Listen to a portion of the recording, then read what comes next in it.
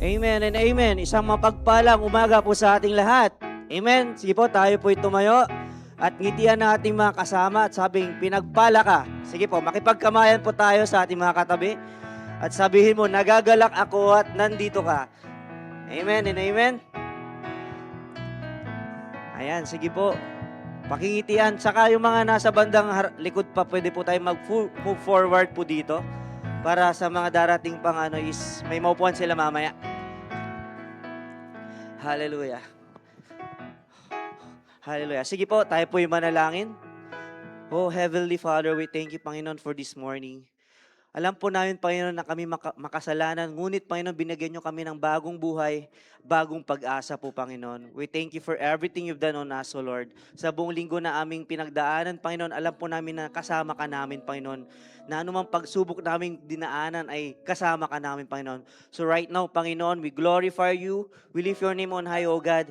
We glorify you in Jesus' name. Pwede bang buksan mo ang bibig mo, magbigay ka ng pasasalamat sa Kanya. Alam ko sa buong linggong ito, may ginawang ating Panginoon sa buhay natin. Oh, hallelujah, hallelujah, Jesus. We worship you. Oh, hallelujah, Jesus. Yes, oh God, you are worthy to be praised, oh Lord. Oh, Holy Spirit, take praise, oh Lord Jesus. Hallelujah, hallelujah. Let your glory, Jesus. Pwede bang sabihin mo sa Panginoon, Lord, I need you. Oh, hallelujah, Jesus. We lift your name on high. We worship you, Jesus. Hallelujah, Lord. Lord, may I ask your Holy Spirit to guide us, oh Lord, to be with us, oh Jesus. So right now, Panginoon, we thank you, Panginoon, for your glory, Panginoon. And we bring back all the glory and praise to your name. In Jesus' mighty name. Amen and amen. Hallelujah. Amen and amen. Sino po dito excited na magpuri para sa ating Panginoon? Amen? It's all about Jesus today. Amen? We worship a glorious, a living, a wonderful God. Amen? Do you believe in that, church? Amen? Pwede po bang kayo shout, hallelujah! Hallelujah! Oh, we praise you, Lord! Lord, this is all about you. Oh, yes, Lord, we worship you, we honor you.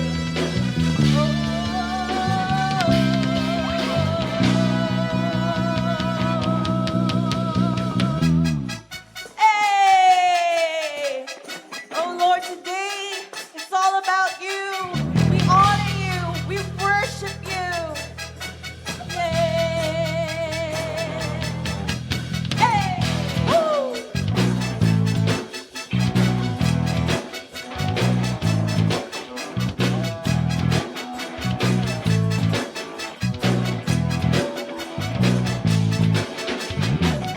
You are the Holy One. You are the living Word. You are the center of my focus, Jesus. You are the Son of God. You are the solid rock. You are the center of my focus, Jesus. You're the lover of my soul, and I adore you. Oh, it's all about you. It's all about you. It's all about you,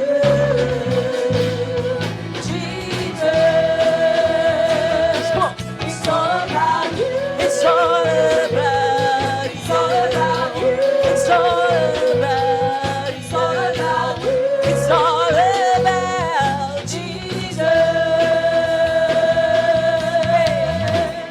You are miraculous.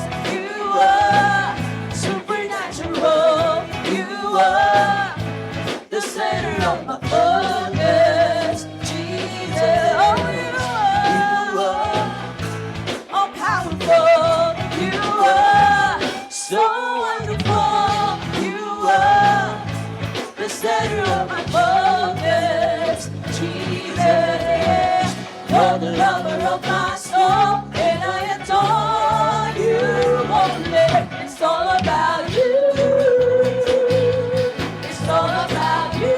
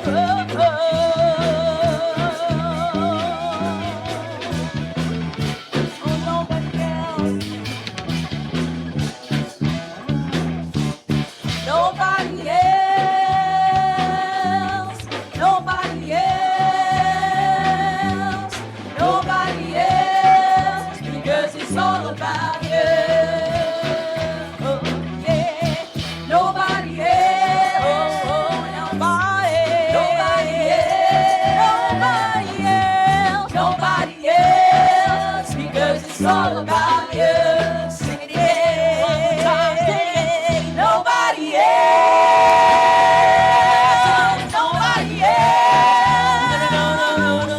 Nobody else. 'Cause it's all about na na na na na na na na na na na na na na na na na.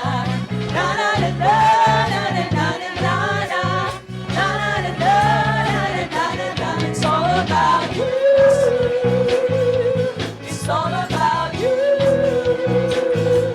It's all about you.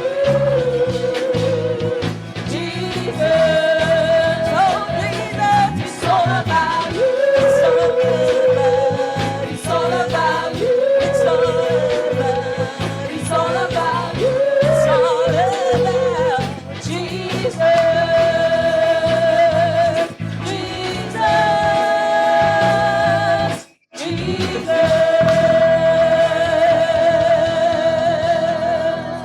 Oh, it's all about the name of Jesus. Blessed be the name of the Lord Most High, who was, who is, and who is to come. Oh, yeah.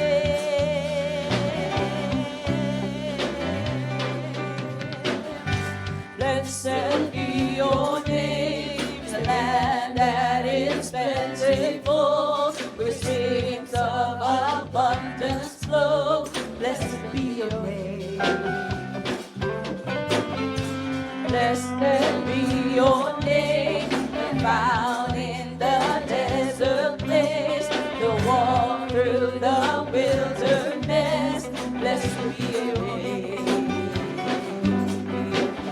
Every blessing you poured out, I'll turn back to praise.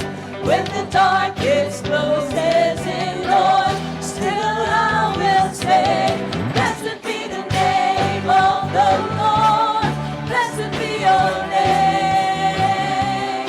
Blessed be the name of the Lord. Blessed be your glorious name. Blessed be your name, when the sun shining down on me, when the world's all as it should be. Blessed be your name. Oh, blessed be your name, when the road marked with suffering, blessed in the offering. Blessed be your name. Every blessing you poured out, I turn back to praise. When the darkness closes in, Lord, still I will say, blessed be the name of the Lord. Blessed be your name. Blessed be the name of the Lord. Blessed be your glorious name. Blessed be the name of the Lord. Blessed be your name.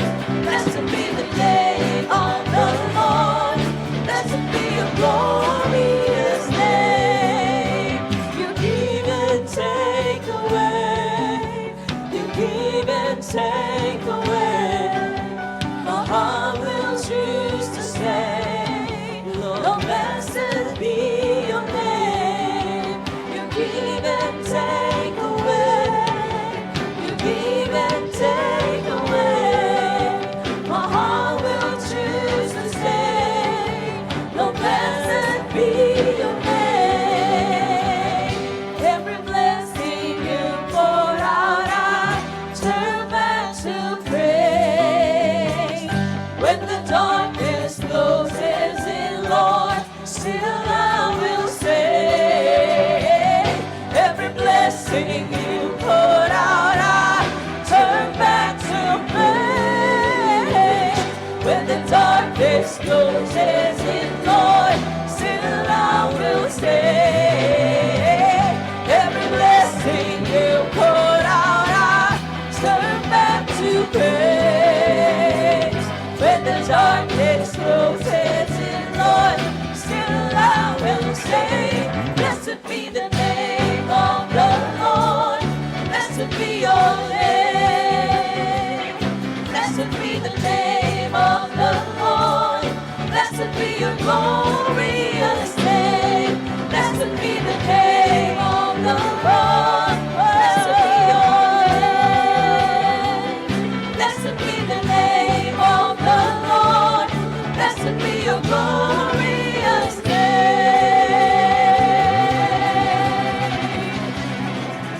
Oh, blessed be your name. Oh, blessed be the name of the Lord.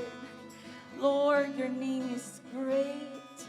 Your name is marvelous. Lord, it's an honor to worship your name. It's an honor to give you praise.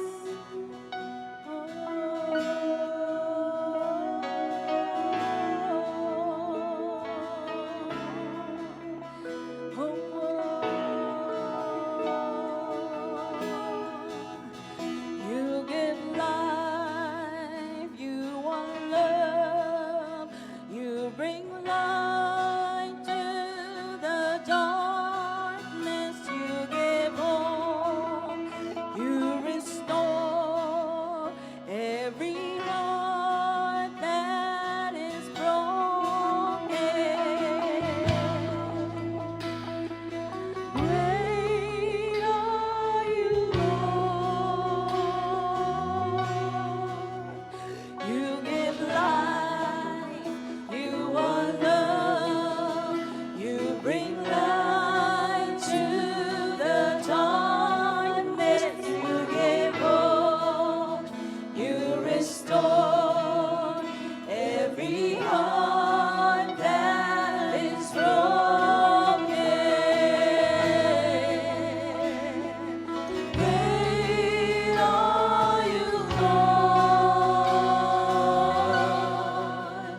It's your breath in our lungs, so we pour out our praise. We pour out our praise. It's your breath in our lungs, so we pour out our praise to you only. It's your breath in our lungs, so we pour out our praise. We pour out our praise. It's your breath in our lungs, so we pour out our praise to you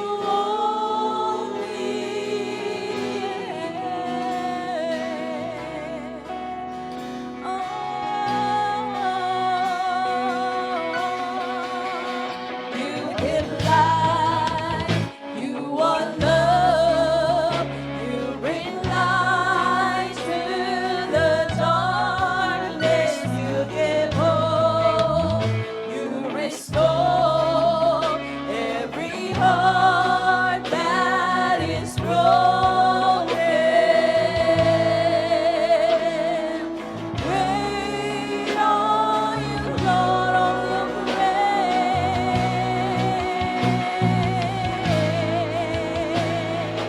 Great are you, Lord.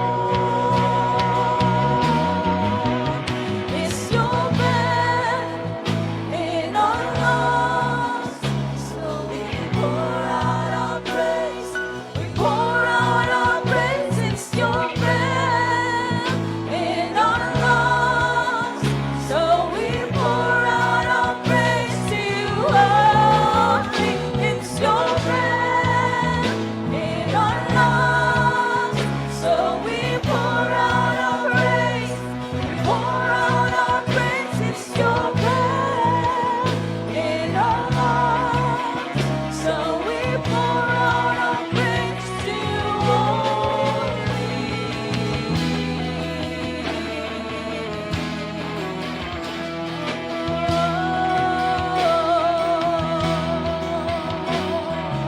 All the earth will shout your praise. Our hearts will cry. Its bones will sing. Great are you, Lord. All the earth will shout your praise. Oh, just shout it.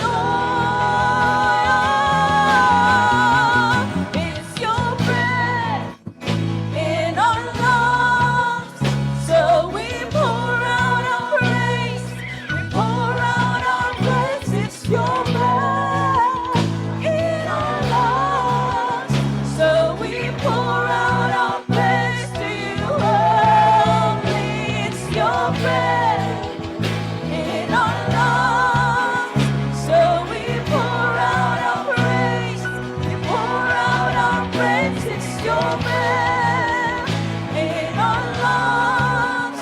So we pour out our praise to you, Lord. So we'll sing hallelujah till you come again. And we'll dance in your presence till you come. Oh, we will sing hallelujah.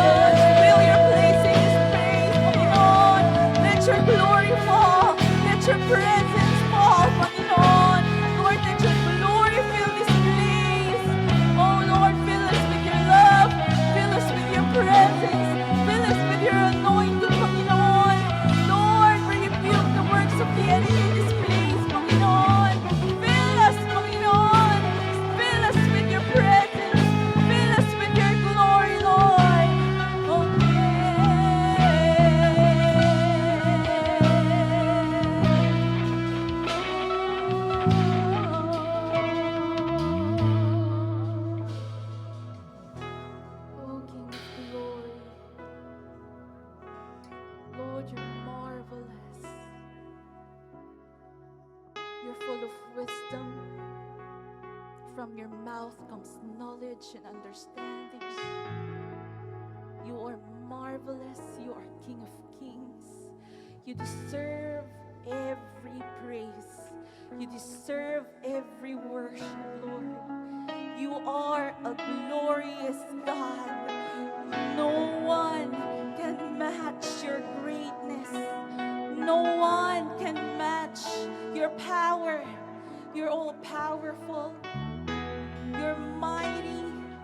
You are a great counselor.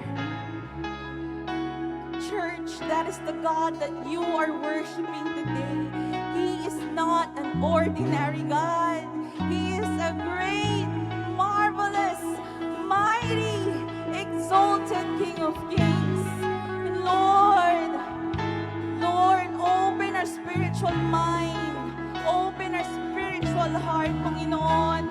Let us be filled by your presence. Let us be filled by your glory. Lord, we honor you.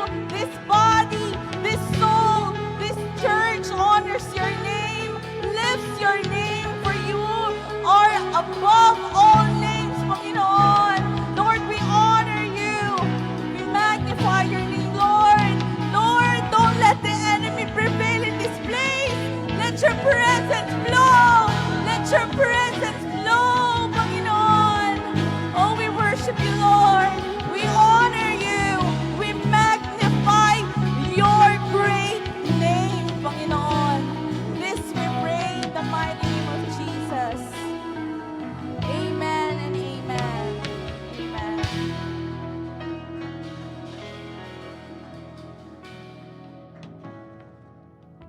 Amen. Praise the Lord. How many of you are blessed this morning? How many of you are excited to walk in the streets of gold and just dance in the presence of the Lord? Hindi ko alam kung naiintindihan nyo yung ibig kong sabihin. But there's more to this. It's more glorious. It's more wonderful. Alam niyo yung ginagawa natin ngayon na pagsamba sa Panginoon? It's just a glimpse of what heaven is like.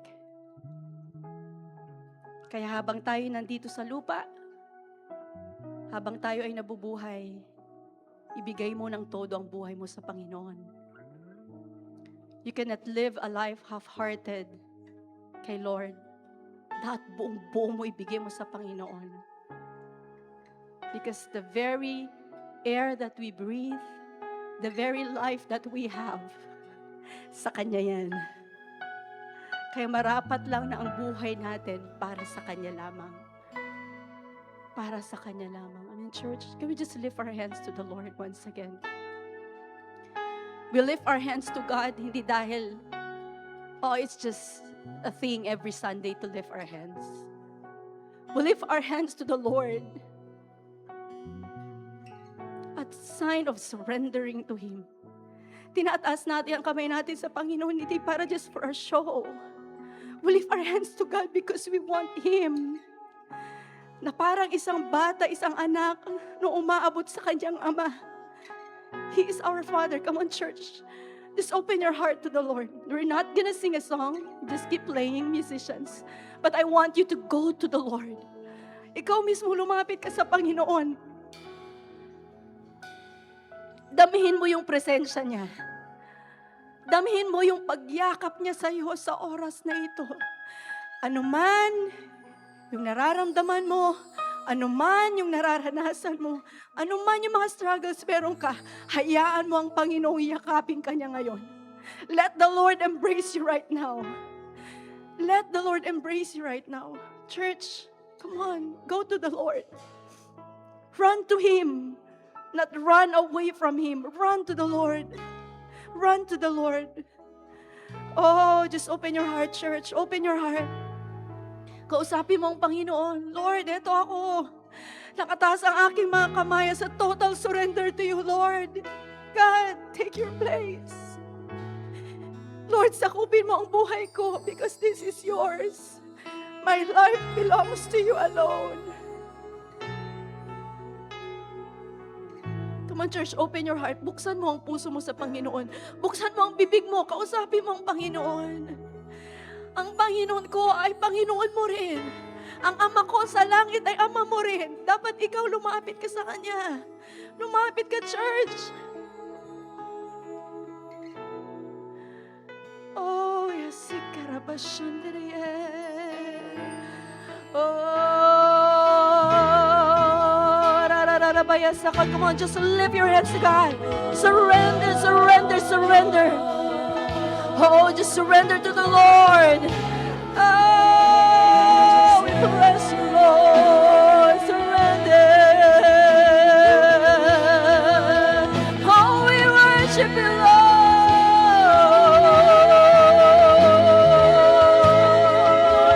Fill this place, oh God.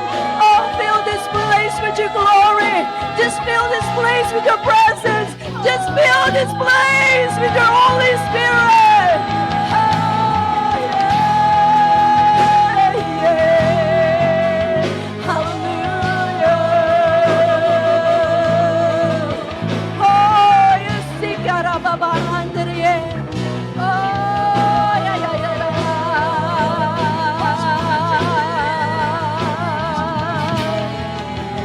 Oh, we surrender everything to God. Surrender. Surrender to you, Lord. Oh, we thank you, God. Oh, yes, Lord. Heavenly Father, we come before you in the name of our Lord Jesus Christ. Lord, we just want you. We just want you, Lord. And God, we just lift up to you this worship service. Lord, this is for you and for you alone. We came here expecting, Lord God, na maranasan ka namin sa lugar na ito. Na Lord, uuwi kami na puspos ng presensya mo. Uuwi kami mamaya, Lord God, filled with your goodness, with your grace, with your love and mercy, oh God. And Lord, we just humble ourselves before you. That as we meditate on your word, oh God, Lord, help us. Holy Spirit, we need your guidance. Lead us. Illuminate your word, Lord. Help us to understand your word clearly. Na ito, Panginoon, ay maisabuhay namin, oh God, magbigay ng kalakasan sa amin sa araw-araw. Sa bawat hamon, Lord, na kinakaharap namin sa araw-araw, Lord, andyan ang iyong salita na patuloy na magpapalakas sa amin. Andyan ang presensya mo na magpapaalala sa amin na kailanman hindi mo kami iniiwan, Panginoon. And so, Lord, we surrender everything to you. Maging ako, Panginoon, ay inyong lingkod. Lord, I humble myself, oh God. Not to me, Lord God, but to yours be the glory alone, oh God. Ikaw ang maitaas sa aking buhay. Ikaw ang maitaas sa lugar na ito, Panginoon. Ikaw ang maitaas, Lord God, in your church, Lord. You are the reason of our existence. And you are the reason why we are gathered in this place. We love you, Lord. We honor you. In Jesus' name we pray. Amen. Amen. Amen. And before we get seated, can we just bless our brothers and sisters in Christ? Kamayan po natin sila. Sabihin po natin, nagagalak ako kapatid, nandito ka ngayon.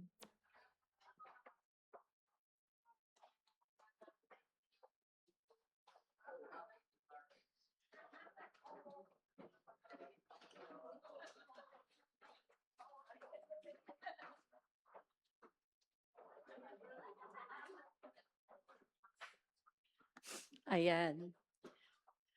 Alam niyo po, every Sunday, alam ko you have your favorite seats, right? You have your favorite place and spot. Kaya every Sunday, tingnan mo yung katabi mo, nandiyan ba siya, present ba siya o hindi. Ngayon, pag absent siya that Sunday, the following Sunday, dumating siya, sabi mo, sis, brother, ba't ka absent last week? O, di ba? And that is accountability. Yun, you just care for one another. Amen? Hindi ba tayo minsan nag-iisip, bakit wala si ganito? Bakit wala si ganyan? Ayan. O, di ba? Pag members ng family, hahanapin natin. Amen po.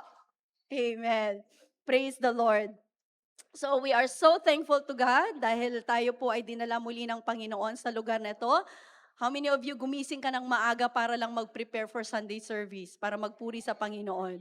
Amen. And we start on time, okay? 5 minutes before 9, nagka-countdown na tayo at exactly 9 o'clock start na. Kaya, in the house of the Lord, there's order, there is discipline. Amen. Amen. Can you hear me clearly? Okay. Sige po. Tayo mag-aaral ng salita ng Panginoon. Bago tayo magsimula, tingnan niyo po yung katabi niyo. At kumpletuhin nyo tong linya na to. Okay? Kumpletuhin nyo. Magkaroon tayo ng honest assessment. Okay? Magkaroon tayo ng honest assessment. Kumpletuhin nyo yung linya na to kasi ito yung title ng message eh. Ang buhay ng Kristiyano ay, sabi mo sa katabi mo, anong idudugtong mo dyan? Honest assessment mo. Hay, huwag niyo akong tingnan. Yung katabi niyo. Sabi mo, ang buhay ng Kristiyano ay, tapos dugtungan mo. Ano idudugtong mo? Sa buhay ng isang Kristiyano, sa buhay mo bilang isang Kristiyano. Ha? Okay. Dito, anong sagot? Masaya? Yung totoo yan, ha? Honest assessment. Okay, dito, anong sagot? Masaya. Praise the Lord. Dito, anong mga sagot? Roller coaster. Okay. Sige. Kasi sabi ko kanina, honest assessment. Now, last night, magkausap kami, magka-chat kami ng friend ko. And, she opened her heart. Huwag kayong mag-alala kasi may permission siya na i-illustrate ko daw siya. Okay? So, magkausap kami. And so, she shared to me her struggles in life. Yung mga challenges niya bilang isang, hindi lang siya, a born-again Christian, but lingkod ng Panginoon, now had struggled so many years. And so, a piece of prayer and guidance and yung mga paalala sa kanya. And then, sabi ko, okay, sis, I need to go because I need to study. Sabi ko, mag-aaral pa ako because I'm preaching tomorrow. And then, sabi ko sa kanya, ang message tomorrow is Christian suffering. And so, can you continue this line? Sabi ko, ang buhay ng Kristiyano ay, ang sagot niya, challenging. Sa kanya is challenging. Maaring sa iba, ang buhay ng Kristiyano ay masayang tunay. Di ba? Ang buhay ng Kristiyano ay, but sa kanya, ang buhay ng Kristiyano ay challenging. Amen po. Because that's the reality of life. And it's even written in the scripture. Okay? So basahin po natin ang ating scripture from Philippians chapter 1, verse 29.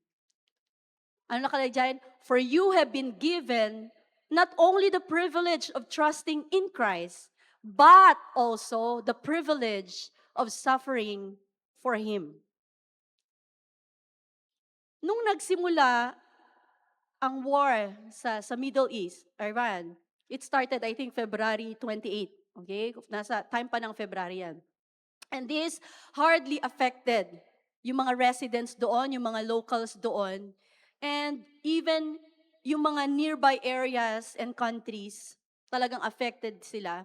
People abroad, including us. Tama po ba? Ramdam niyo po ba yung effect ng war? And everything went up. Everything went up. Napag-uusapan namin yan everyday. Ang mahal na ng ganito. Ang mahal na ng ganito. Air tickets, number 1. My family were planning to come sana this December. But then, upon checking sa kanilang air ticket, nag-times 5 ang price. And you know how much ang two-way ticket going to Norway now? It's 250,000. Eh, ilan sila? 5. Wow! Sabi ko, maging practical na lang tayo. Magkikita naman tayo sa Messenger, makakapag-usap pa rin naman. You see, air tickets went up. Basic commodity, sino dito ramdam nyo ang presyo ng bigas at gasol and everything? Right? Dati budget namin 500 per day, ngayon kulang na. 'Di ba? Kung 5 kayo o 6 kayo sa bahay, I don't think that's gonna be enough, right? Amen? Hindi lang po 'yan. The sad thing is, many people died because of this war. Around 3,000, 3,600 or more. We don't know exactly how many. Minsan, oh Lord, di ba? Problema na naman. Kailan ba matatapos ang krisis na to, ang mga problema nito? Amen po ba? Oh Lord na lang ba kayo? If you look at yung post sa social media, talagang may stress ka rin. Kasi may war na nga sa Middle East, buti na lang nag-ceasefire for 2 weeks at sana magtuloy-tuloy na ito. Even sa social media, may war. Di ba?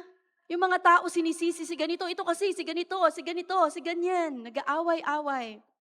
While us, tayo minsan, tayo din mga mananampalataya, meron din, we are also dealing with our own problems. Am I right? We are also dealing with our own trials. Tapos dumagdag pa yung mga bagay na ito.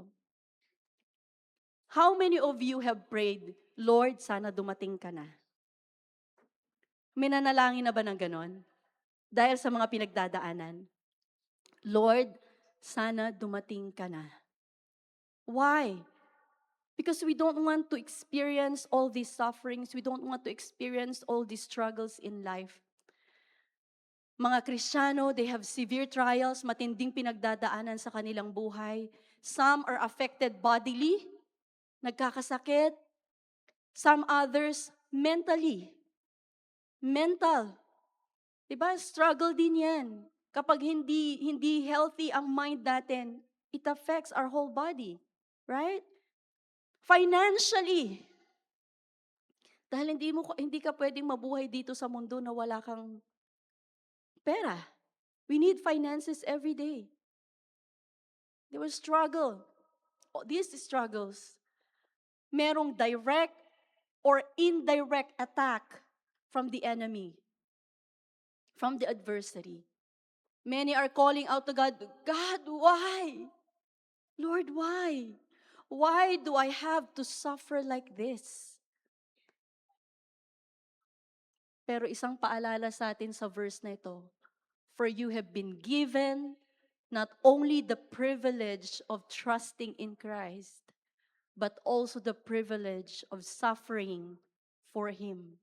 Although ang context nito, ang scripture na to na sinabi ni Paul, ay yung mga pinagdadaanan ng mga mananampalataya nung kanilang panahon, na maging sila ay dumaan din sa mga pagsubok, sa mga trials, sa mga troubles in life. Na hindi lang dalawa, yung privilege. Sabi niya, we have 2 privileges here na sinasabi sa scripture. One is the privilege to believe on the Lord Jesus Christ and the privilege to suffer for His sake. Kaakibat na yan ng pagtitiwala natin sa Panginoon. We are not exempted from troubles and sufferings. How many of you naisip mo na, bakit kung kailan ako naging Kristiyano, ang dami kong problema sa buhay? Kung kailan ako naglingkod sa Panginoon, grabe yung mga dakok na dumaan sa buhay ko. How many of you believe and trust in the Lord? Yes, we surely want to believe the Lord Jesus Christ.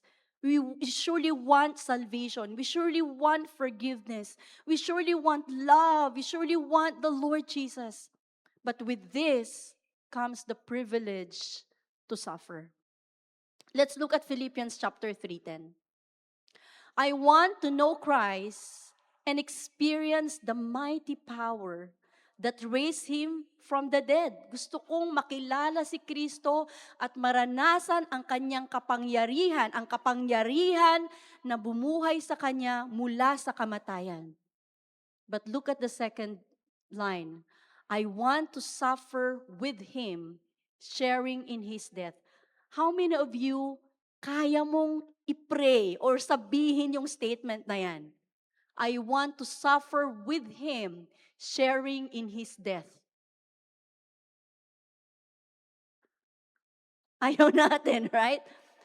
Why? Sabi sa 11, so that one way or another, I will experience the resurrection from the dead. So just last week, we celebrated, kinommemorate natin, ano po, yung resurrection of our Lord Jesus Christ. And it's very good that we always remind ourselves na ang Diyos ng ating Panginoon na pinaglilingkuran ay hindi patay, kundi siya ay buhay at patuloy na kumikilos sa ating buhay. Pero kung babalikan po natin, Jesus suffered. In Bethlehem, He was misunderstood, He was cursed, sinumpa siya, He was blasphemed.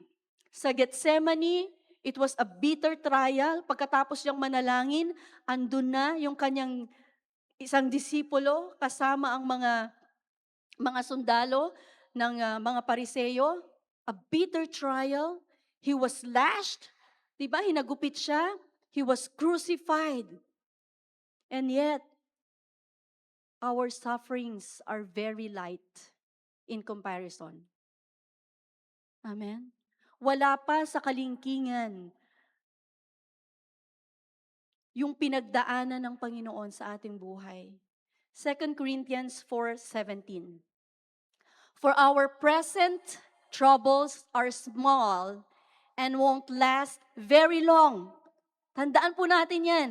Ang mga troubles natin, ang mga problema natin pinagdadaanan ngayon, una, maliit lang yan. Pangalawa, it won't last very long. Hindi yan magtatagal. Dadaan lang yan. Yet, they produce for us a glory that vastly outweighs them and will last for. Ano ibig sabihin nito? Itong mga maliit na troubles na to, kahit gaano kalaki sa tingin natin, and still, in comparison to what Jesus suffered or to what He experienced, it's small. Pero ang sabi diyan, it won't last very long. Pero ang mga bagay na ito, ang mga sufferings na ito, will produce. Ito daw po ay magdudulot ng bunga, yung kaluwalhatian, na you will even forget the pain dahil yung glory ng Lord, sinakluban na niya ang mga problema na yan, na-solve na because of our Lord Jesus Christ. At ang sabi dito, it will last forever. It will last forever. So, verse 18, anong sabi dyan? So, we don't look at the troubles we can see now. Sometimes, yung mga pagsubok natin, kapag nakatutok lang tayo dyan, feeling natin ang laki-laki na. But anong sabi? Advice sa atin sa scripture, don't look at the troubles we can see now. Rather, fix our gaze on things that cannot be seen. Pwede ba yun? Na itutok daw po natin ang ating paningin sa mga bagay na hindi nakikita. Things that cannot be seen. For the things we see now will soon be gone. Yung mga bagay na nakikita natin ngayon, yung mga bagay na nararanasan natin ngayon will soon be gone. Lilipas din yan. But the things we cannot see will last forever. Forever. Like our salvation that will last forever, for eternity. Amen? Matapos man ang buhay natin dito sa mundo, we are assured. There's that assurance. Sa mga tao, to some people, life is meaningless. Kaya nga 'di ba may mga tao na nagsa-self-inflict or yung nagpapakamatay because for them life is meaningless. For it consists only turmoil, punong-puno na lang ng pasakit, punong-puno na lang ng problema, puro iyak na lang, kailan ba akong ngingiti? Kailan ko ba mararanasan yung mga bagay na masaya? To some people, life is meaningless. But to true Christians, life has a plan. Hindi lang tayo pinanganak just to exist. But for God, He has a purpose for each person's life. May purpose. May layunin ang Panginoon. Romans 8:28. And we know that God causes everything to work together for the good. Everything, pag sinabing we know that God causes everything, maganda man yan, hindi man maganda yan, to work together na maging maayos for the good. Para sa ikabubuti ng mga taong nagmamahal sa Diyos at tinawag ng Diyos ayon sa kanyang layunin.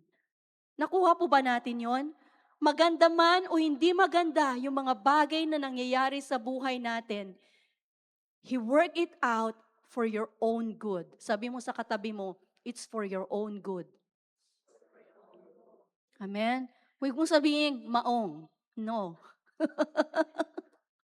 Sabi niyo, it's for your own good.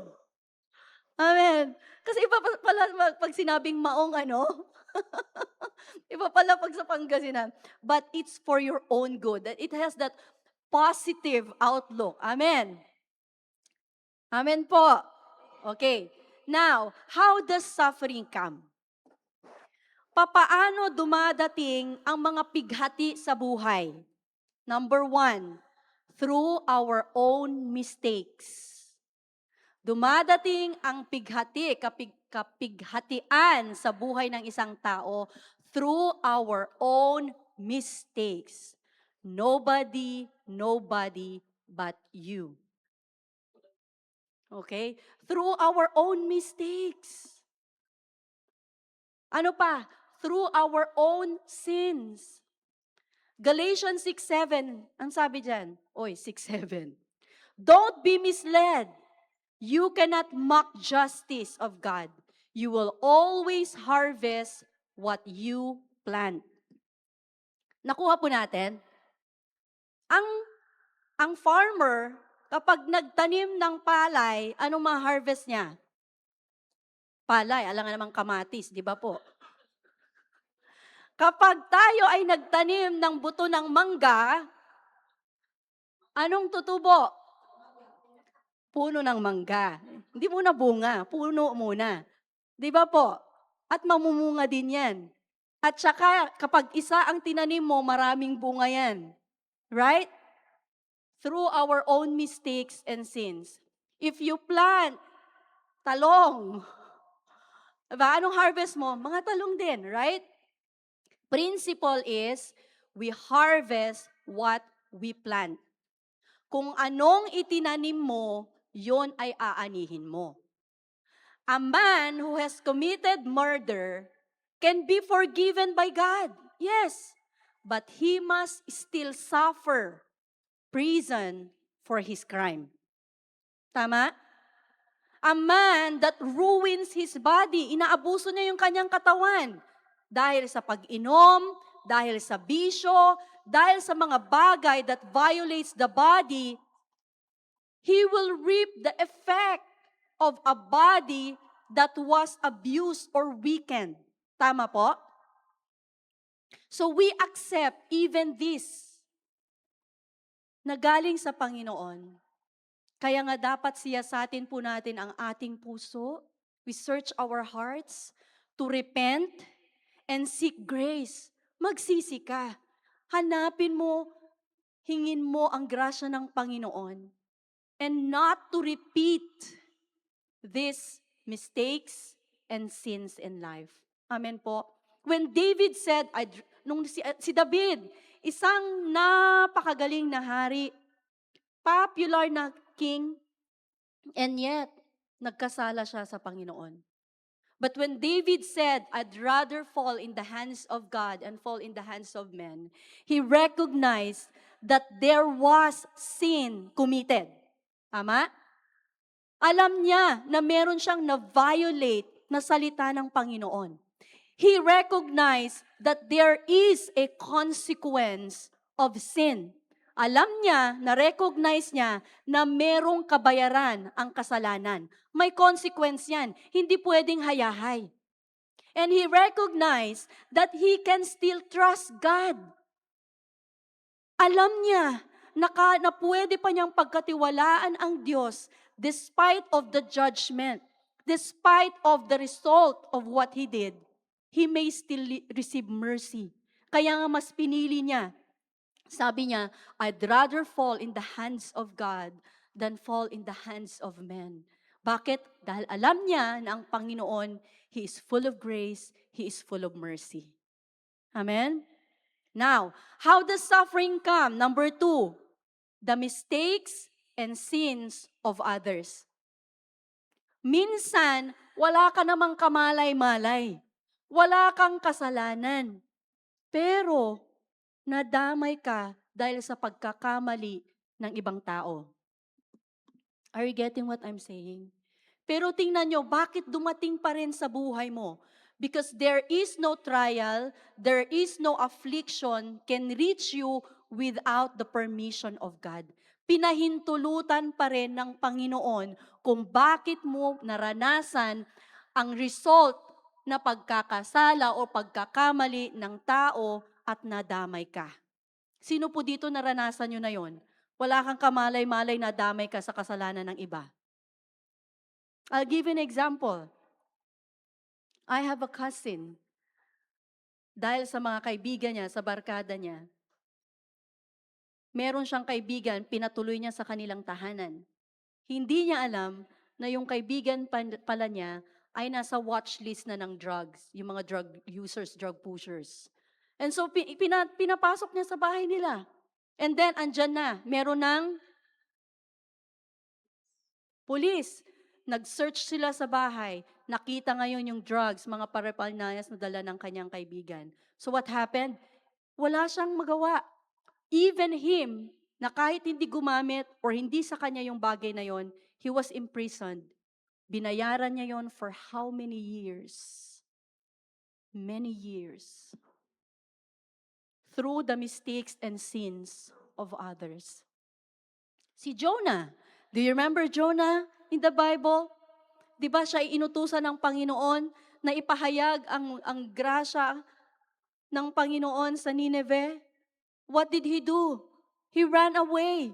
Instead of going to the will of God, he went away. Pumunta siya sa ibang lugar. Sumakay siya sa sasakyang pandagat. Walang kamalay-malay yung mga seafarers and merchants na meron palang tao doon who was running away from the will of God. And so what happened? Sila ay nabayo ng bagyo, ng alon. Anong ginawa nila? Itinapon nila lahat ng mga merchandise nila, itinapon nila anything na nagpapabigat doon sa kanilang sasakyang pandagat. And then they realized na meron pala silang kasama sa barko na yon who was running away from the will of God. Nadamay sila because of the mistakes and sins of others. Amen? Parang alam ko nandyan si Jonah eh. Hindi ko lang alam kung nabura ba si Jonah dyan. Yan. Anyways, so, ayan, di ba? Late. Late ang ating illustration. Okay. Now, pero merciful pa rin ang Lord sa kanya. Nakita niyo yung mercy ng Lord. Andun pa rin yung kahabagan ng Panginoon sa kanyang buhay. Now, let's move on. How does suffering come? Una, ano yung una kanina? Through our own mistakes and sins. Pangalawa, mistakes and sins of others. Pangatlo, through temptations. 1 Corinthians 10:13, ang sabi dyan, the temptations in your life are no different from what others experience. Yung mga tukso daw na dumarating sa iyong buhay ay hindi yan kakaiba, hindi yan unique sa mga naranasan na ng iba. And God is faithful. Ang Diyos ay tapat. He will not allow the temptation to be more than you can stand. Lahat ng mga tukso, lahat ng mga pagsubok na dumating sa buhay mo, sinukat na ng Diyos yan sa buhay mo po. So when you are tempted, He will show you a way out so that you can endure. Isipin natin, sino dito, wag na kayong magtaas ng kamay, pero may mga dumating sa buhay mo na temptations. I'm not only talking about sexual temptations. No, pwedeng ito ay mga magandang bagay na sa tingin mo ay good, pero this was a temptation. And then, gumawa ang Lord ng way out. Gumawa ang Lord ng way out para makalabas ka doon. But the problem is, you suffered because you did not listen. You suffered dahil hindi ka naging sensitive doon sa door na pinrovide ng Lord para makalabas ka. You remember Joseph? Hindi ba? He was seduced by the wife of Potiphar. Every day, hindi tumitigil yung temptation sa kanya. Kaya wag mong sabihin, o tukso, layuan mo ako. Hindi. Ikaw yung lumayo sa tukso. That's why, anong ginawa? Ang pinrovide ng Lord na way out, He ran. Sabi niya, I cannot sin against my God. So troubles come, sufferings come through temptations when you give in. Okay, number 4. Sufferings come through God's providential dealings. Anong ibig sabihin po nito? Ito yung mga bagay na hindi mo naman talaga maintindihan kung bakit nangyari. Kaya mapapatanong ka na lang, why? Why, Lord? Why? Nangyari na ba ito sa inyo? Na wala ka namang maisip, maalala na ginawa mong mali, pero things went wrong. Kaya tinanong mo si Lord, Lord, bakit? Why, Lord? John the Baptist, he was mightily used, ginamit siya ng Panginoon. In Matthew chapter 11, 2-19, makikita din natin sa Luke 7, 18-35. He was mightily used by God to preach the gospel, to prepare the ways of the Lord. Diba sabi niya, prepare the ways of the Lord. He was the one used by the Lord to prepare His way for the Messiah. He served the Lord. He preached, sabi niya, repent and be baptized. Kaya nga tinawag siyang John the Baptist. Dahil ang ginagawa niya, when people come to Him, they repent, they get baptized right away. Pero anong nangyari? Anong nangyari sa kanya? He was imprisoned. And even the Lord Jesus did not visit him. Ito yung malungkot doon. He was mightily used, he was imprisoned. Ngayon, nakaranas siya ng crisis of faith. The reality, kapag dumaan ka sa matinding pagsubok, you will question the reality of God. You will question, totoo ba talaga si Lord sa buhay ko? Ang ginawa ni John the Baptist, inutusan niya ang kanyang mga disipulo. Kausapin niyo nga si Jesus. Tanungin niyo nga, are you the one who is to come? Or should we look for another? Na-notice niyo yan? Nabasa niyo ba yan sa Bible niyo? Tingnan niyo, nandyan sa Bible. Tanungin niyo nga, ikaw ba yung Jesus, the Messiah that we are waiting for? Ikaw na ba yun? Or should we look for another? Why? Dahil sa pinagdaanan ni John the Baptist. Pero you know, the Lord did not rebuke His disciples. May mga followers din kasi si John the Baptist. Hindi din niya ni-rebuke si John the Baptist. Ang sagot ng Panginoon, sabihin mo kay John that miracles are happening. The blind seeing, the lame, yung mga pilay nakakalakad, yung mga bingi nakakarinig, yung mga patay na bubuhay. And because of this, John realized he is the Messiah. Why? Because of the things that are happening, yung mga bagay na nangyari nung took place during the ministry of Christ. Last March 2023, alam niyo yung story, di ba? Elder Eric was diagnosed with cancer. Right? He was diagnosed with cancer ng March 2023. And then May 2023, kailangan na siyang operahan. So his left kidney tinanggal. Radical surgery talaga. And nung time na yon, na-challenge kami spiritually, emotionally, mentally. Ang dami naming whys. Ang dami naming tanong. And then, matapos yung surgery niya, nagre-recover siya. Siguro mga 2 days na yon. I was in the hospital, nagbabantay ako sa kanya. Giniginaw ako, nag-chills ako nung time na yon. Sabi niya, ba't ka giniginaw? Ako nga ang init-init eh. Sabi niya, naiinitan ako. Sabi ko, giniginaw ako, tapos nararamdaman ko na nilalagnat na ako. I was feverish. So sabi niya sa akin, okay, umuwi ka muna or probably go to your doctor, magpa-check ka. So I went home and then decided to go to my doctor, and we found out that I was 6 weeks pregnant. I was 6 weeks pregnant. That was 2023. And so, after a few days, nag-bleeding na. And so I went to the doctor. And then, hindi na ako umuwi because kailangan na akong raspahin. That was 2023. And so I said, Lord, bakit? Nasa hospital yung asawa ko, nagre-recover from cancer, from surgery. Ako nasa hospital din, nagre-recover from miscarriage. Sabi ko, Lord, ba't naman ganito? Sabay pa talaga. And this is not the first time I had my miscarriage. This is not the second time I had my miscarriage. That was my third time of miscarriage. I said, God, why? I said, Lord, bakit? And so, sabi ko, Lord, hindi ko maintindihan. Hindi namin maintindihan. But you know what? Inisip namin, siguro hinayaan lang ng Lord na mangyari doon. Because God doesn't want us to suffer greater than what we can bear. Baka mas malala pa or mas matindi pa yung pagdaanan namin. So yun, nagtiwala lang. Ito yung mga bagay na hindi mo naman alam bakit nangyari. Wala ka namang sigurong mistake na ginawa dito, but then again, nangyari sa buhay mo. Right? Halimbawa, nag-take ka ng exam, pinaghandaan mo yan, nag-exam ka, you failed. You failed the exam. Sabi mo, Lord, bakit? Nag-prepare naman ako. Nag-review naman ako. Eh yung hindi nga nag-review, pumasa. Diba? May mga ganon. Yung mga hindi nagre-review, pumapasa. Kaya wag na lang kayo mag-review. Joke lang. Hindi. Mag-aral ka pa rin. You give your best because I believe that He crowns our efforts with success. Amen?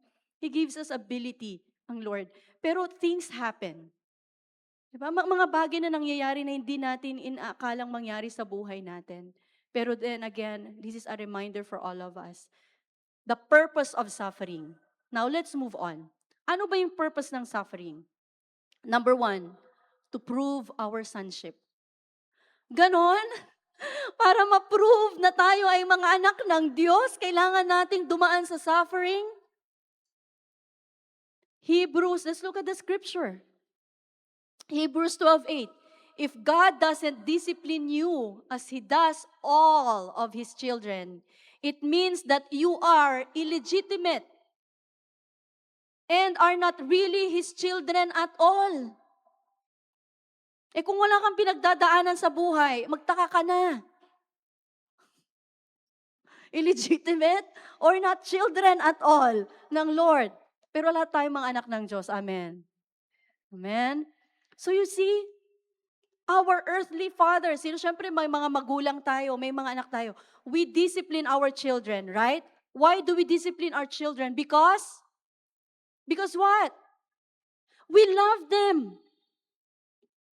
We discipline our children, hindi dahil gusto lang natin silang i-punish. Or wala lang, gusto mo lang. Ganon. Trip-trip lang. No. We discipline because we love them. And that's how our Heavenly Father does sa ating mga anak, kanyang mga anak. God's discipline proves His love for you and for me. Kaya pag may pinagdadaanan ka, isipin mo, mahal ako ng Diyos. Mahal ako ng Lord. Lord, mahal mo ako. Amen?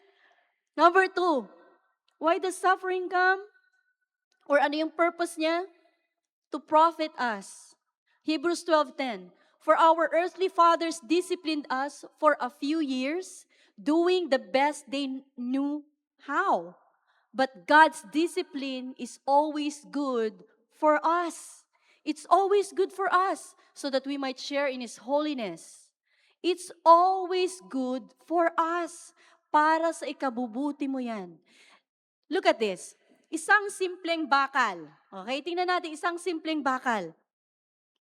Pag itong simpleng bakal na to, binili mo, it's not really that mataas ang worth niya. Pero kapag you work this bakal, you work it out, gawin mo into something that is useful, kagaya niyan, or ng sword or something, na dumadaan sa apoy ng matinding apoy, and then ilulublob sa tubig, and then pupukpukin, huhulmahin, and then mag-iiba yung worth ng bakal na yan. Am I right? Tingnan niyo yung mga relo nyo. May mga mamahalin, may hindi masyado, may tama lang. Right? Kasi dumaan yan sa proseso. It's the quality. Bakit ang mahal-mahal ng relo na ito? Ito, pareho lang naman na nagsasabi ng orasan. Di ba? Parehas lang naman nagsasabi ng time. Pero bakit may mas mahal? Because of the quality. Because of the process na pinagdaanan niya. Amen? Kaya yung mga process na yan, yung mga sufferings na yan, ibig sabihin, mas tumataas ang kalidad mo bilang Kristiyano. Amen? Hindi pocho-pocho. Hindi yung tig to 295. Amen? But the best quality that God can produce sa buhay mo to profit us. Amen po. Are you learning? What else? Number 3. To produce holiness. Same scripture that we read earlier. Dito, so that we might share in His holiness. Sa kabanalan. Dahil ang Diyos ay banal, dapat lang na ang kanyang mga anak ay namumuhay sa kabanalan. Tama?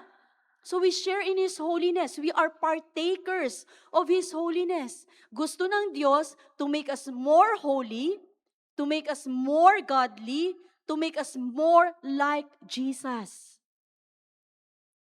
But it takes suffering. Yung tinatawag na baptism in fire or baptism of fire. Not only we were baptized by the Holy Spirit, we were not only baptized by water sa salvation, but even baptism of fire. That means yung mga suffering na dumadaan sa buhay natin. That produces holiness. Kabanalan. Kasi habang dumadaan sa apoy, natatanggal yung mga bagay na hindi kailangan. Nasusunog yon at nananatili yung pure. That is holiness. Amen. Number 4, to produce or to test us. James 1, 2-4. Ang sabi niyan, count it all joy, my brothers, when you meet trials of various kinds. For you know that the testing of your faith produces steadfastness. Ang tanong, are we genuine Christians? Totoo kaya tayo? Can we really trust Him in pain and suffering? Ang isang teacher, maa-assess niya yung laman ng isip ng kanyang estudyante kapag dumaan sa pagsusulit. Tama? So tuturuan niya, i-feed niya ngayon, i-instruct niya. And then, one day, magbibigay yan ng exam. Magbibigay yan ng test. Tahimik lang yung teacher, pero yung estudyante, ilalabas niya lahat ng alam niya. Pag natapos na yon, and then the teacher will find out kung hanggang saan yung level ng kanyang estudyante. So ano kaya ang lumalabas po na attitude sa atin kapag may test? Kapag may pagsubok? Are we complaining? Are we mad? Are we angry? Do we run away? Or katulad nito, count it all joy, my brothers, when you meet trials of various kinds. For you know that the testing of your faith produces steadfastness. Amen? Next, to test us. Number 5, to produce a harvest. Hindi pa kayo nagtataka? Pag may mga problemang dumadaan sa buhay natin, kapalit niyan, may pagpapala? Hebrews 12:11, no discipline is enjoyable while it is happening. It's painful. Sinabi ko yan kay Sevi kagapon. No discipline is enjoyable while it is happening. Kapag dinidisiplina ka, sabi mo ba, wow, ang saya, ang sarap. Di ba hindi? Masakit. It's painful. Di ba pag pinapalo ang bata, tumatawa ba yan? Umiiyak kasi nasasaktan. And it's the same thing. No discipline is enjoyable while it is happening. It is painful. But, sabihin natin, but, afterward, there will be a peaceful harvest of right living for those who are trained in this way. There is a peaceful harvest of right living. Yung discipline na yan, ang magiging result niyan ay tamang pamumuhay. Matuwid na buhay. Minsan kasi, kapag may pagdidisiplina, feeling nila, they are hated, they are rejected. But hindi nila alam na yung result nun, it's a righteous living. A life that is pleasing before God. Ang isang atleta, hindi naman agad-agad yan champion. They go through process of training and discipline. Disiplina sa pagkain, disiplina sa pagtulog, disiplina sa kanilang trainings and everything. Masakit. Pero kapag pinagdaanan niya yan, trained in that way, then mararanasan niya yung victory, katagumpayan sa kanyang pagiging athlete. And it's the same thing for us, believers, Christians, na dumaan man sa painful discipline, but afterward, there will be a peaceful harvest of right living. Amen po? Galatians 5:22-23, ito paalala sa atin. But the Holy Spirit produces this fruit. Ano yung mga bunga ng Holy Spirit? Love, joy, peace, patience, kindness, goodness, faithfulness, gentleness, and self-control. Okay? Self-control. Alam niyo yung word na patience na ginamit dyan, that is forbearance, or yung long suffering, or yung pagtitiis. Sino dito nagtitiis? May mga pinagdadaanan, pero nagtitiis ka. Amen? Yan ay bunga ng Holy Spirit. Yan ay fertilizer para mag-increase yung harvest mo. Hindi ba yung mga farmers, pag nagtatanim sila, they put fertilizer. Right? Yun. Patience, long-suffering for you to have harvest. Amen po. Now, malapit na tayong matapos. What is our response? Ano yung response natin sa mga suffering na ito? Una, pwedeng sabihin mo, ayoko na. I quit. I surrender. Labas na ako dyan. Alam niyo po, merong isang may nakausap ako, kapatid niya, na stroke. Dahil hindi niya makita yung kagalingan. Alam niyo ang sinabi niya, Satanas! Sakupin mo ako! Pagalingin mo ako! Sabi ko, na-shock ako doon. Sabi ko, may tao pa palang ganyan?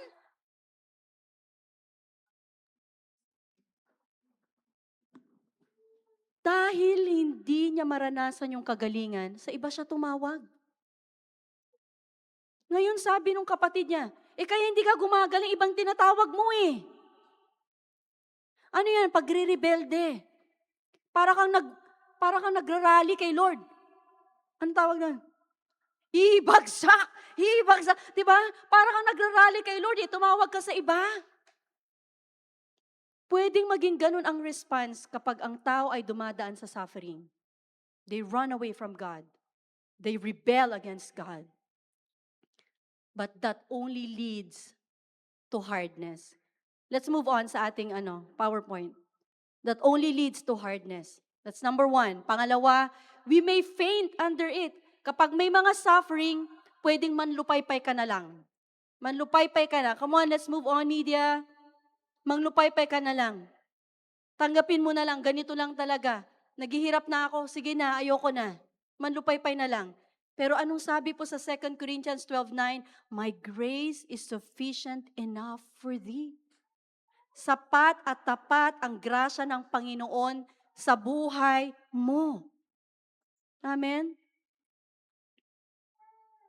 Hindi ipinangako ng Diyos ang hayahay na buhay.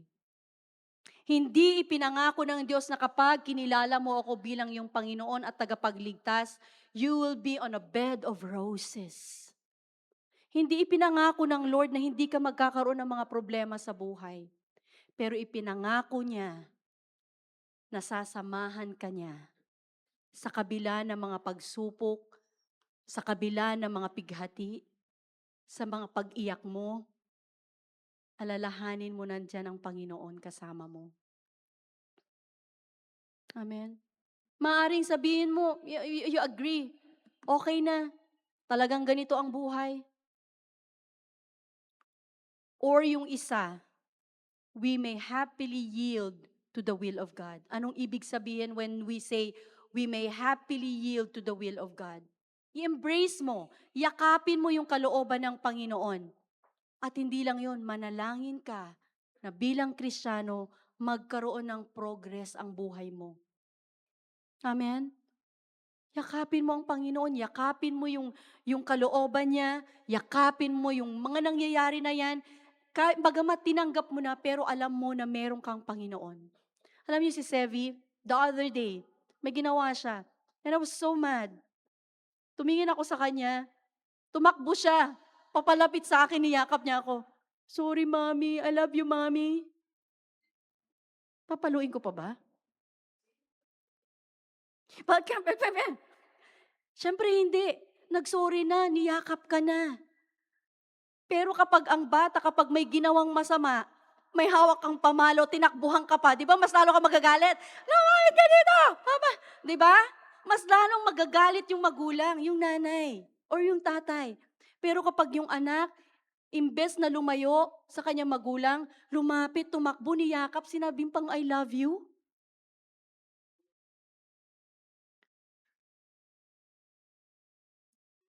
Dapat ganun tayo sa Panginoon. May mga kamalian man, may mga mistakes man, may mga sufferings man na nangyari sa buhay natin. We never run away from God. We run to God. Amen? Because His grace is sufficient sa buhay po natin. And this is the highest form of victory. Ito yung mataas na klase ng tagumpay sa buhay po natin. Amen?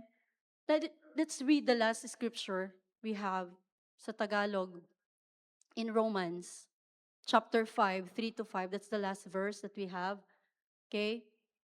Sabi po dyan, at hindi lamang yon, nagagalak din tayo kahit na dumaranas tayo ng mga paghihirap. Dahil natututo tayong magtiis. And then, alam natin na ang pagtitiis ay nagpapabuti sa ating pagkatao. At kung mabuti ang ating pagkatao, nagbubunga ito ng pag-asa. Amen? Nagbubunga ito ng pag-asa. At hindi tayo mabibigo sa ating pag-asa dahil ibinuhos sa atin ng Diyos ang kanyang pagmamahal sa pamamagitan ng banal na Espiritu na ibinigay niya sa atin. Amen? Are you encouraged? Na kahit pala may mga ganitong problema, may mga ganitong pagsubok, magalak pa rin po tayo. Na dumaranas tayo sa mga paghihirap na ito. Dahil una, matututo ka. Matututo kang magtiis. Dahil ang pagtitiis, mapapabuti ka. Yung pagkatao mo, yung character mo as a person, as a Christian. At kapag mabuti yung pagkatao mo bilang Kristiyano, ito ay nagbubunga ng pag-asa. We have hope.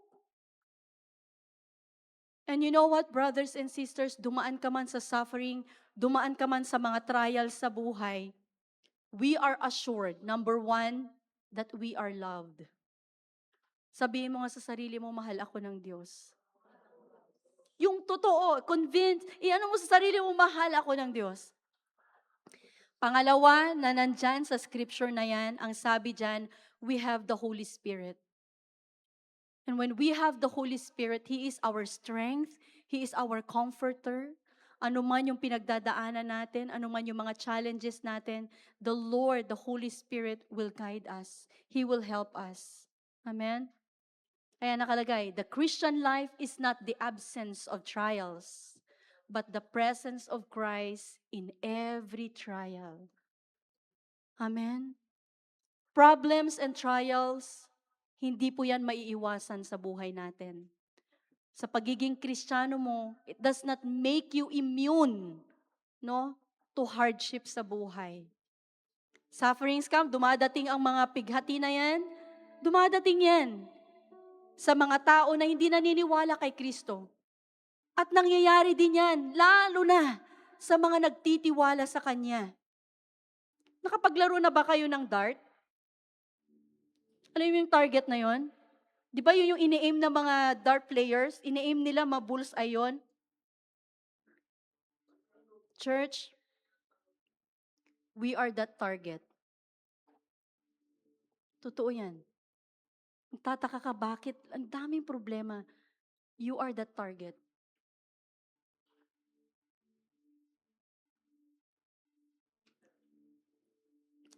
We may be standing in that circle of the will of God. Nandun tayo sa gitna. Nandun tayo sa kalooban ng Panginoon. Nandun ka sa kalooban ng Panginoon. And yet, you suffer from sickness. And yet, you suffer from trials. May mga pait, sakit, misunderstanding, pinagdadaanan mo, envy, neglect, loss. Mawalan ka ng mga bagay, mahalagang bagay sa buhay mo, mawalan ka ng mahal sa buhay. Darkness, all these things. But we are confident that we are in good hands dahil meron tayong Panginoon na buhay who has already won the victory. Therefore, we are victorious through Christ who strengthens us. Kaya itong panahon na ito, hindi ito yung panahon na manlupay-pay ka, sisihin mo yung mga tao, or ano pa man, magtampo ka, or something. But go to God. Tayong mga mananampalataya may face yung mga uncertainties, but we have a risen Savior, we have a risen Lord. Amen. Kaya ang challenge sa bawat isa, dumating man ang pagsubok, dumating man ang mga pighati sa buhay, kung si Lord nananatiling tapat sa'yo, manatili kang tapat sa Kanya. Amen? Amen. Shall we all stand up?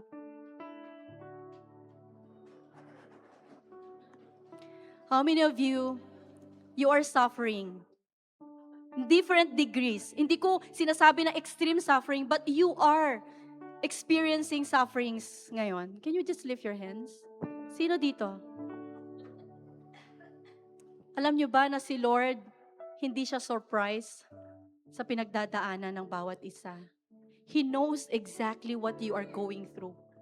Kasi kung hindi, walang pakialam ang Lord, hindi ito yung message natin today. But because He knows exactly what His people need to hear. And right now, yun ang nais ng Panginoon na ipaalala sa bawat isa na nandito, that we have a loving Father who loves us, who cares for us. Dumaan ka man sa apoy, sasamahan ka niya. Hindi niya hahayaan na lumagapak ka, hindi niya hahayaan na bumagsak ka. At kung dumating man yung point na bumagsak ka, nandyan siya, itataas ka niya, iaahon ka niya, tutulungan ka niyang makatayo muli. At sabihin niya sa'yo, anak, tumayo ka. Move on. Go on. Nandito ako. Hahawakan kita. Kung hindi ka na makalakad, bubuhatin kita. Amen? We just open your heart to the Lord. Yung mga sufferings na yan, ibigay mo lahat kay God. Surrender mo kay Lord. Ibigay mo kay Lord. Huwag mong buhating mag-isa. Sabi mo kay Lord, Lord, help me. Tulungan mo ako dahil hindi ko ito kayang mag-isa. Amen? Oh, yes, Lord. I can face tomorrow. Amen. Because He lives. Amen. All fear is gone.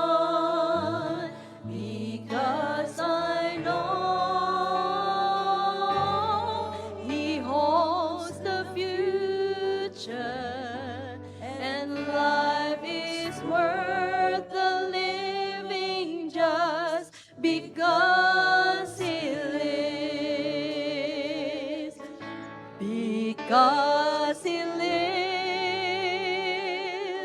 I can face tomorrow. Amen.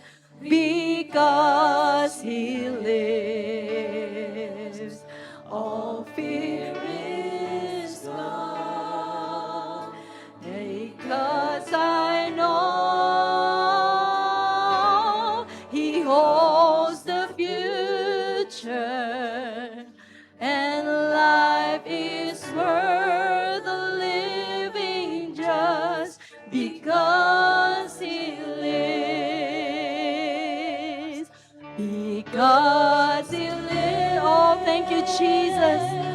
I can face tomorrow because He lives. Amen. All fear is gone because I know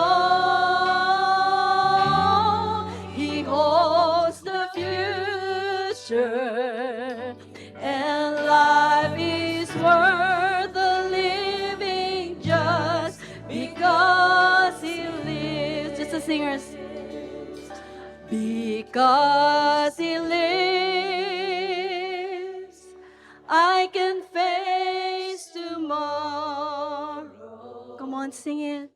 Because He lives. That is our hope. All fear is gone. Because I know He holds the future, and life is worth the living just because He lives. Oh yes, hallelujah, oh God. Lord, may mga pagsubok man sa buhay namin. Great trials, sufferings, maliit, Panginoon. Pero God, you remain the same. You are alive, you are real, and you are at work in our lives, Lord.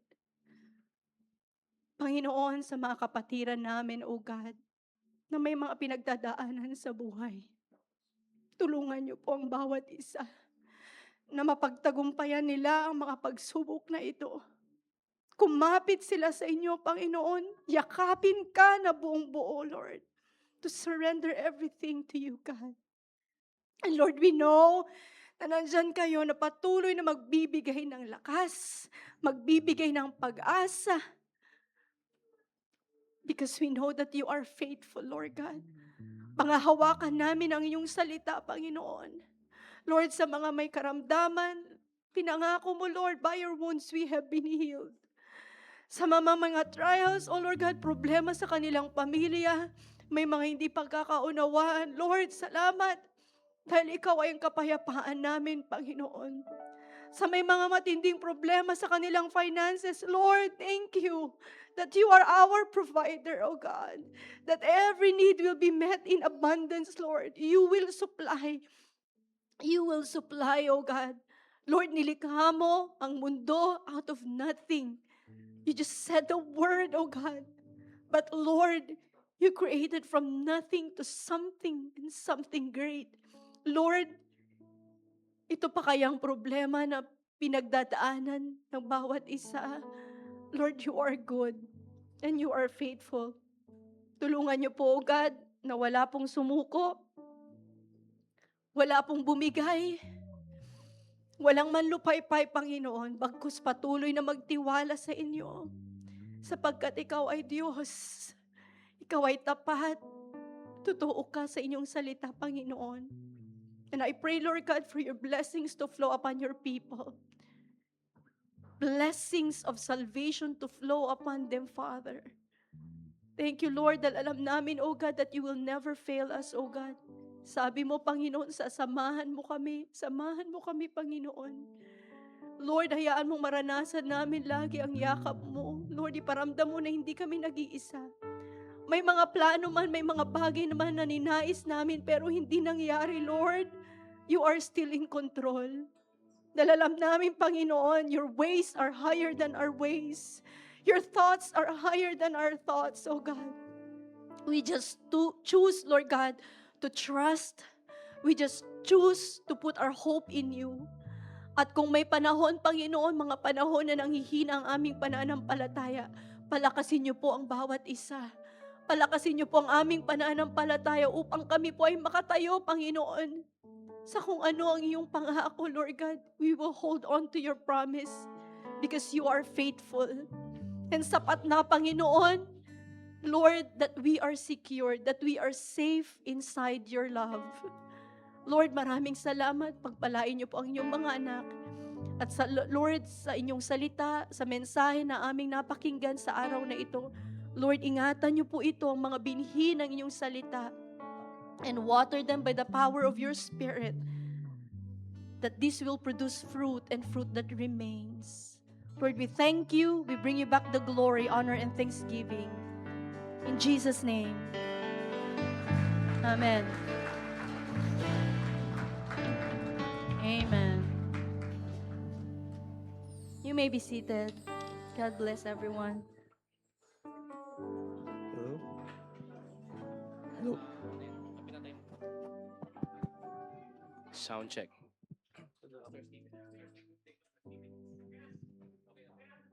Hello?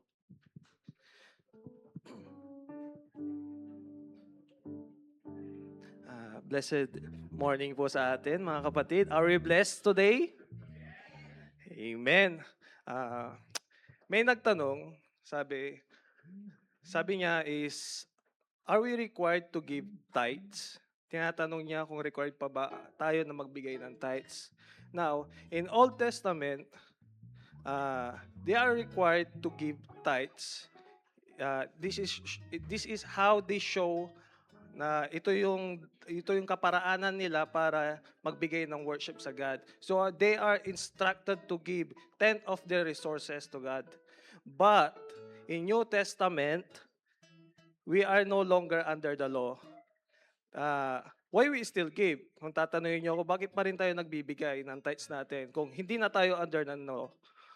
Because we love God. We love Jesus. Church, do you love Jesus? Yun po. It's a part of our test of our generosity. It is a part of our test of faith because we can trust God in any situation po. So, kahit na meron tayong Diyos na mapagkakatiwalaan natin sa kahit na sa mga trials na hindi natin alam na darating sa atin. So, can we stand up and let us pray for our tithes and let us honor the Lord? God. Father God, we come before you, O Lord, today, O Lord God. We are thankful for your goodness and faithfulness to us, O Lord God. Thank you, Father God, for giving us the greatest blessings, O Lord, na aming natanggap. That was Jesus Christ, O Lord God. Lord, sanctify this, Panginoon, these tithes, O Lord, na magamit ito, Panginoon, sa inyong sa inyong mga gawain, O Lord God, through your churches, Panginoon ko. Lord, also provide, Panginoon, the needs of this church, Panginoon, the needs of your people, the needs of your sons, O Lord God. Ikaw siyang bahala magpala ng bawat isa po sa amin, Panginoon. Lord, we surrender everything to you. Give us more faith, Panginoon, na lalo pa, Panginoon, na magtiwala sa inyo, Panginoon, na there's no hindrance, Panginoon, sa aming heart na magbigay, Panginoon ko. Lord, sabi mo nga sa inyong salita, Panginoon, you love the cheerful giver, Panginoon ko. Lord, we pray this, O Lord God, in the mighty name of Jesus. Amen. Amen. Thank you po. Tayo na po magbigay.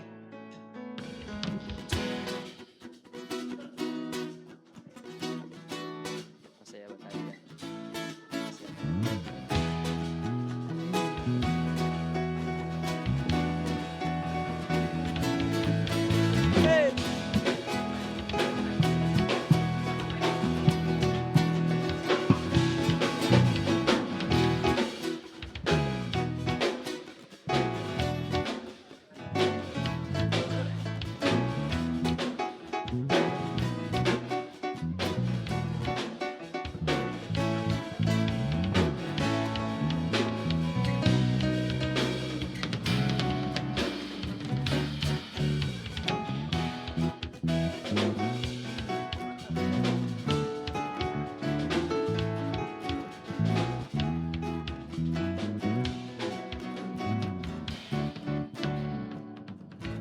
Amen. Ayan. Para po sa ating mga announcement, may kasama po ako, ang future psychologist, psychiatrist po natin, Sister Mariel. Amen ka, mamata? Amen!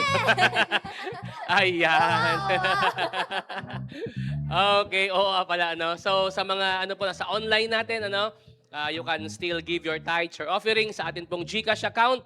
Ilagay lamang po ninyo kung ito po ay para sa pledge, sa tithes, or sa offering po natin. Ate Mariel. Ayan, at ito naman po, ating worship service naman, every Sunday, every 9 a.m. to 11 a.m. Ayan. Actually, na-announce po natin na magtuto service po tayo after ng anniversary. Pero sa ngayon po, dahil tayo pa ay dumadaan sa krisis, ano, nagtitipid muna tayo. Kaya isang service lang muna tayo. Ayan, sa ating prayer meeting naman po, ito po ay every Friday, 6 p.m. po sa ating sanctuary. And ang ating dwelling, ito po ay open sa lahat. Hindi lang po pang workers ito. Ito po ay every last Friday of the month ng 6 p.m. And sa ating international life group naman, every Thursday naman po to, ayan, every 12 midnight via Google Meet. And si Pas Isra naman po ang ating MC, mga, ano yan, sila yung nag-lead. 12:30 na po yan, ng 12:30. madaling, 12:30 na. Kaya Hanggang anong oras, Pas? ano lang, 1 hour lang. 1 hour. Pero natutulog ako ng alas 4 na. Kasi nakikipagkwentuhan pa sa mga nasa ibang bansa.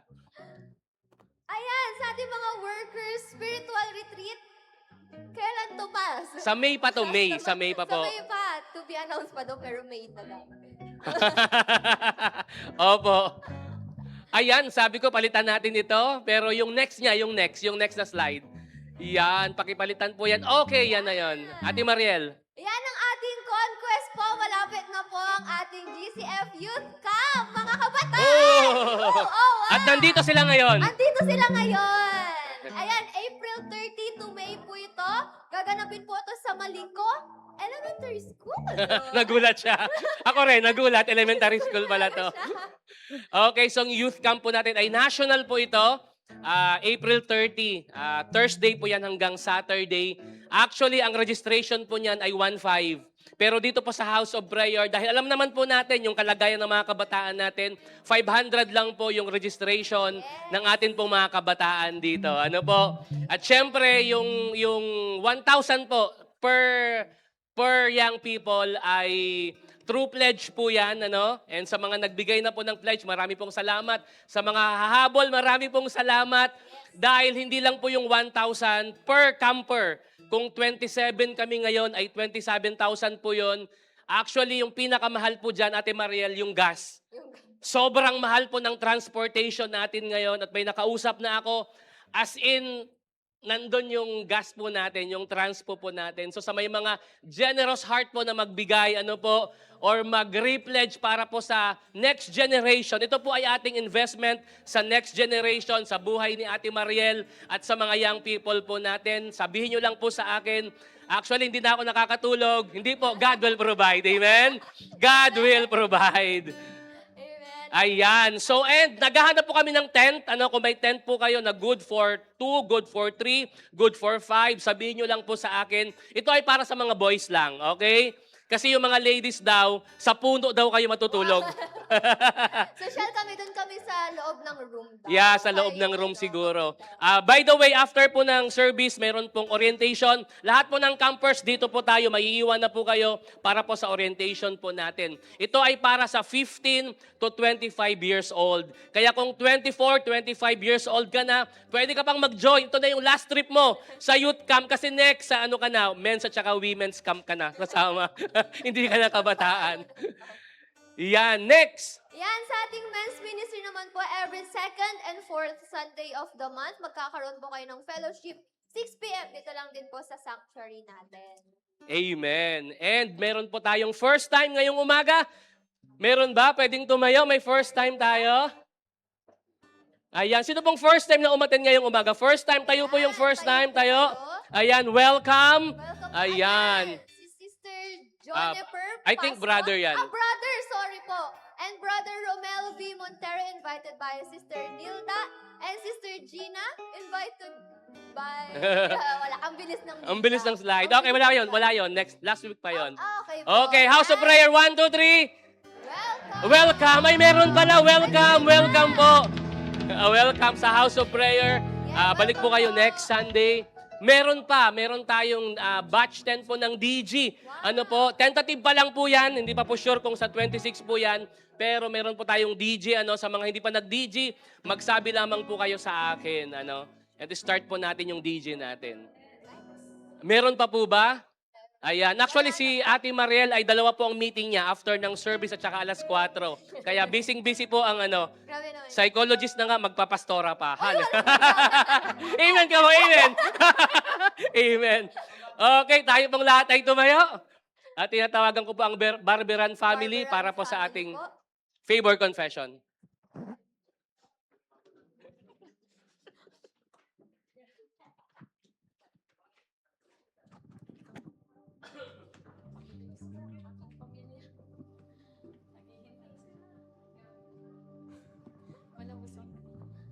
Okay po, sabay-sabay po nating i-declare ang favor confession with power. Amen?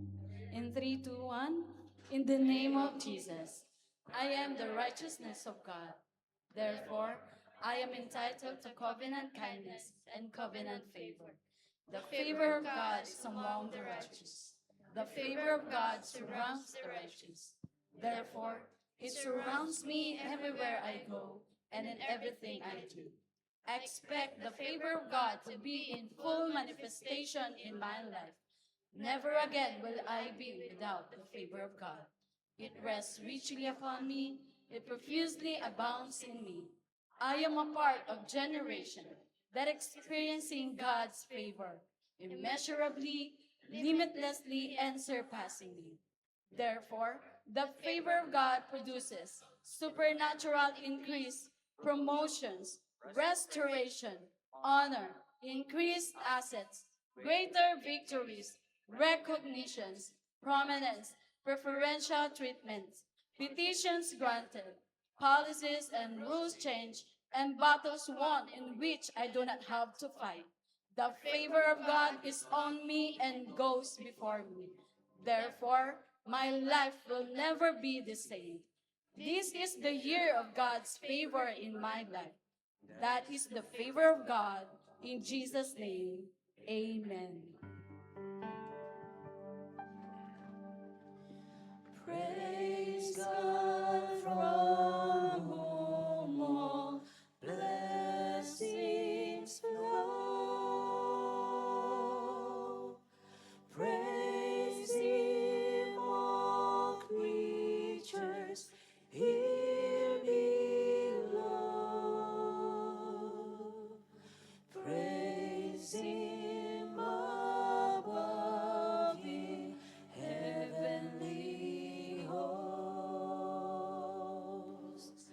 Praise Father, Son, and Holy Ghost. Amen. Taas po natin ang ating mga kamay, tanggapin ang biyaya ng ating Panginoon. Lord, maraming salamat po muli sa araw na ito na pinagkaloob niyo sa amin. Maraming salamat sa pagkakataon na kami po'y nakapagpuri sa inyo mula sa aming mga puso. Salamat sa inyong salita na nagbigay ng pag-asa, nagbigay ng gabay sa amin, Lord God, sa mga panahon na mga pinagdadaanan naming mabigat ngayon. Salamat, Lord, sa inyong salita na punong-puno ng buhay. At Lord, I pray sa buong linggo na ito, sa bawat araw, natatahakin po namin. Dalangin po namin ang inyong pag-iingat sa bawat isa, ilayo sa lahat ng kapahamakan at disgrasya, bigyan ng katagumpayan sa lahat ng anumang gagawin. Thank you, Lord. The Lord bless you and keep you. The Lord make His face shine on you and be gracious to you. The Lord turn His face toward you and give you peace. In Jesus' name. Amen. Amen. Praise God. Tapos na po ang ating gawain. Thank you all so much for coming in the house of the Lord. At ingatan po tayo ng Panginoon. Shalom, shalom. Yung mga kabataan.